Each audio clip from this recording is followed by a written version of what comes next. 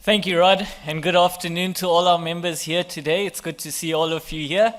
I trust all of you enjoyed lunch and are ready to get right back into it. So without wasting any time, let's get stuck into it again. So when it comes to the storage, commercial storage of pesticides, everyone here would know clearly that there are many different pieces of legislation to take into account. But the most important at the very start has to be the National Environmental Management Act, better known as NEMA, with regard to the Environmental Impact Assessment, better known as EIA regulations, and the listing notices. Okay, so anyone who owns or rents out or aims to own, construct, develop, or rent a commercial pesticide storage facility, whether a depot or a warehouse, must have a thorough understanding of the EIA regulations and listing notices. This is crucial. In South Africa, an EIA is conducted when a new development or activity is proposed and essentially serves as a tool used by the competent authority to assess significant effects of a project or development proposal on the environment.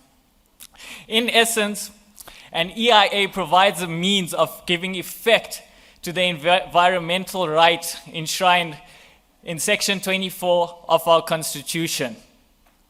In essence, an EIA also serves as a process to determine the best option with regard to sustainable development through efficient management of social, environmental, and economic impacts. And this is done in order to ensure that our valued environmental resources are not compromised, human health is protected, and social as well as economic aspects of a proposal are improved. By assessing the identification of alternatives, a report pertaining to need and desirability as well as sustainability, the competent authority can then conclude a decision on whether or not to issue an environmental authorization with or without conditions, or flat out refuse environmental authorization. Okay, so when it comes to the EIA process, there are two prescribed EIA processes. Firstly, we need to consider these in terms of a basic versus a full EIA. Now, a basic EIA involves small-scale activities, a shorter process, projects which are not sensitive or complicated, and impacts that can be easily controlled. Whereas a scoping and environmental impact report, better known as an EIR or a full EIA, involves high-scale activities, a much longer process, projects which are complex and sensitive, and impacts deemed significant. In general, the basic assessment process would take up to 197 days. However, where a report has to be corrected and redistributed, one can expect up to 247 days. Typically, for a full EIA, one can expect a duration of 300 days for that assessment process. But again, if a report has to be corrected and redistributed, then this may take up to 350 days. An EIA, and to be clear, is a project-based procedure with several distinct phases, namely screening, scoping, specialist assessments with regard to fauna, flora, archaeology, fire, and so forth. Integration and assessment, public participation, which happens throughout the EIA process, competent authority review and decision making, and then finally implementation of the EIA decision and monitoring thereafter. So before we get stuck into the listing notices which trigger an EIA, it's important to firstly distinguish between listed and specified activities. Firstly, a listed activity occurs everywhere in South Africa unless an exclusion applies, whereas a specified activity is only specified in sensitive geographical areas. In this case, the provincial member of the Executive Council, or MEC, responsible for environmental management and in concurrence with the minister, may identify activities that may not commence without obtaining environmental authorization from the competent authority.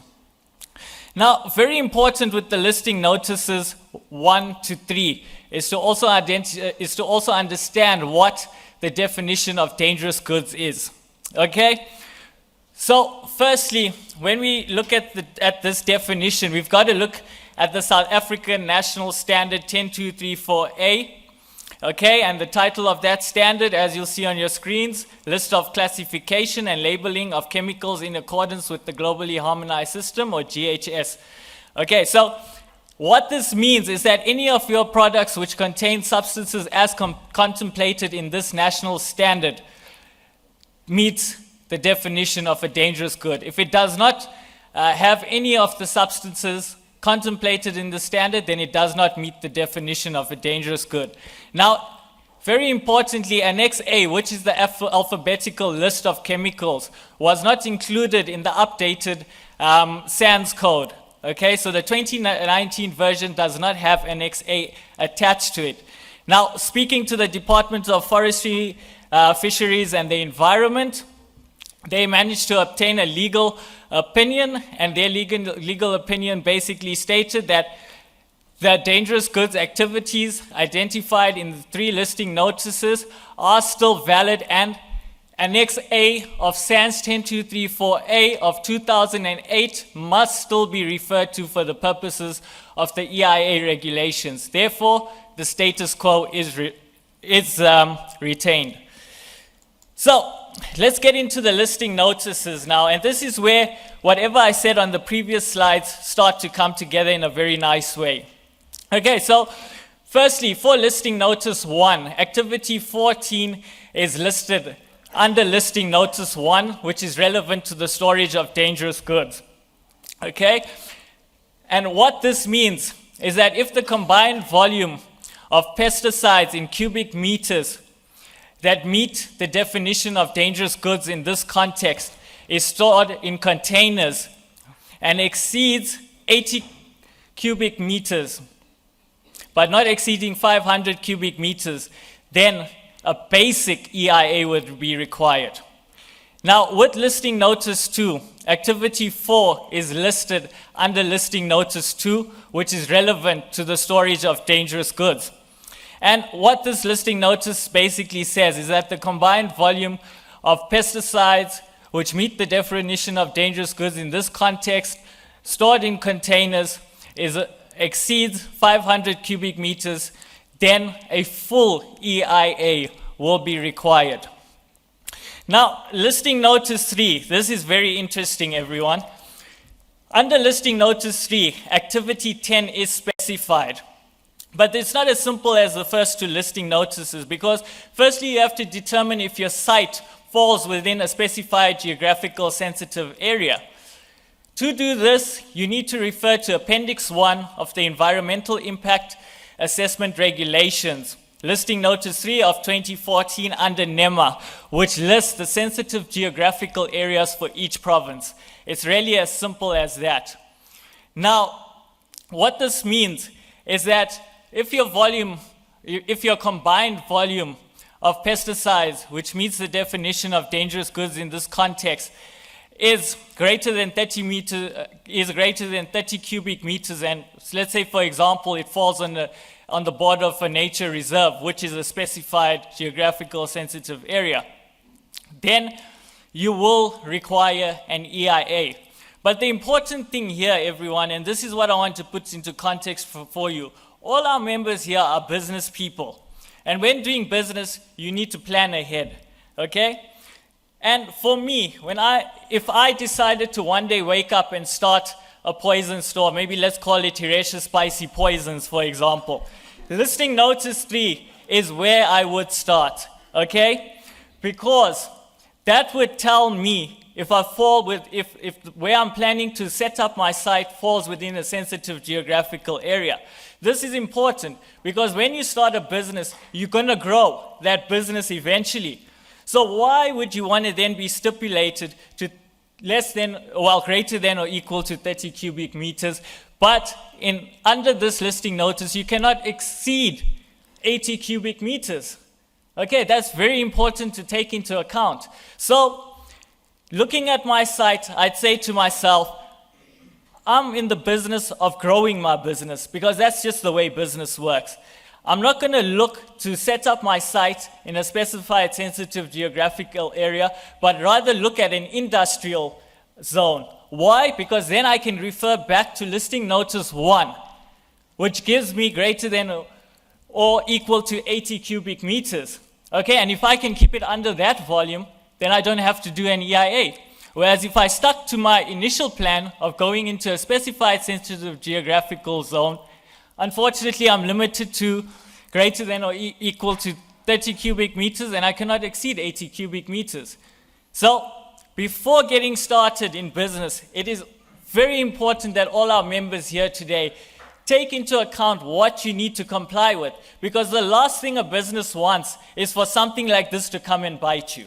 Okay, imagine if you get that knock on your door, and if you're in a specified sensitive geographical area above 80 cubic meters, what's going to happen?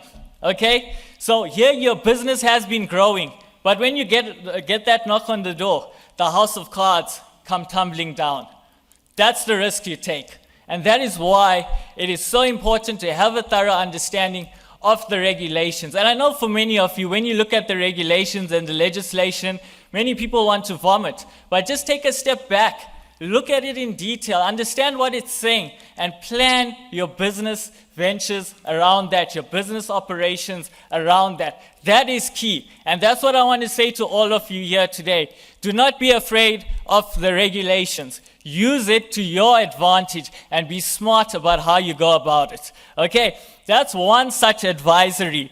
Now, when I came to CropLife South Africa and when I joined the stewardship portfolio under Gerard Verduren, we made it our responsibility to provide our members with comprehensive checklists. As I mentioned at the very start of this presentation, there are many pieces of legislation pertaining to the storage of dangerous goods, okay? And pesticides falls within this category.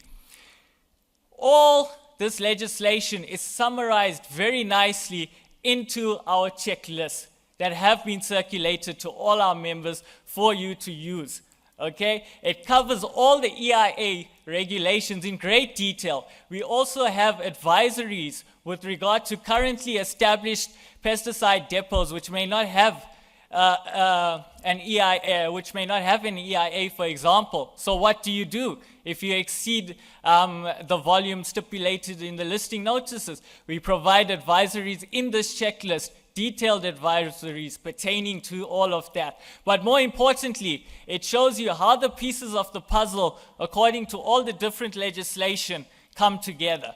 So when looking at these checklists are broad. Remember, our members are diverse. We cannot produce a checklist that's company specific. So we produce a checklist that's broad, that takes everything into account at the distributor and agent level, as well as the warehousing level. Okay? And with that said, it then becomes our members' responsibility to take this checklist, look at what is relevant in their context, and adapt that checklist to their business operations. That's how these checklists need to be looked at. Okay? I get a lot of calls from members saying these checklists are a bit too long. These checklists, it's too much information. By the end of the day, it gives you all the information you need to make informed decisions. You've got to now take those checklists, have a look at what's in place, what's not in place, and where attention is needed.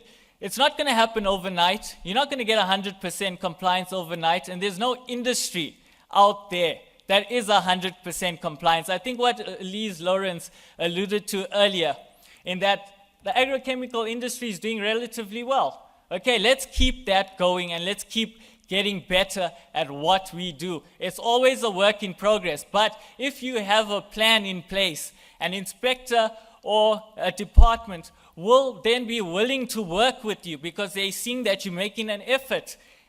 But if you have nothing in place, then unfortunately they're going to come down on you like a house of bricks because you haven't done your homework. As the saying goes, if you don't do your homework, unfortunately, don't cry at the end when the house of cards come tumbling down. And that's the important bit for me. Utilize these checklists, but utilize them in terms of your business operations. And for anyone who needs assistance with that, we are always here. What we have also made available on our website is the updated NEMA, okay? All there for you. So get onto our website, all the resources are there for you. Also, what we did on the 15th of March this year, we did a recorded webinar, which also covered the EIA in a lot of detail, okay? So that recorded webinar is available on our website. So when you guys have some time, sit down, the guys who didn't attend that webinar, and listen to it. It has great detail and a lot of advisories in it as well, okay? And then finally, what I just want to say to all of you here today is while we have all these resources available for our members, ultimately, your most valuable resources are the three musketeers within the stewardship portfolio. That's myself, Gerard, and Quaid. We stand ready to assist and guide our members at any time. And while the onus rests on our members to ensure compliance with all South African laws, we are always there to assist and guide our members in achieving their goals and their compliance targets. And with that said, thank you.